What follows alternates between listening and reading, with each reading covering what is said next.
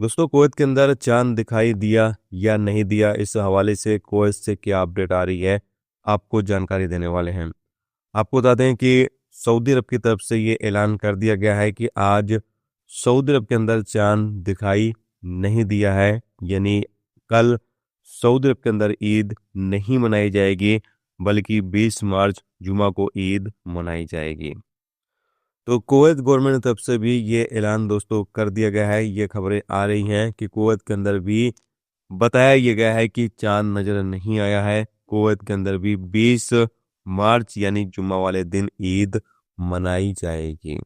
तो आप तमाम दोस्तों को ईद की बहुत बहुत मुबारकबाद। कल कुवैत के अंदर ईद नहीं है, चांद नजर नहीं आया है, जैसा कि पहले ही जो चांद देखने के माहिरीन हैं उनकी तरफ से ये कहा जा रहा था कि 18 मार्च को चांद नजर नहीं आएगा, मौसम साफ नहीं रहेगा, और भी रीजन बताए गए थे जिसकी वजह से कहा यह गया था कि चांद नजर नहीं आएगा। तो फाइनली दोस्तों चांद नजर नहीं आया है और अपडेट भी आ चुकी है कि ईद कल नहीं होगी बल्कि परसों होगी। तो आप तमाम दोस्तों को एडवांस में ही ईद की बहुत बहुत मुबारकबाद।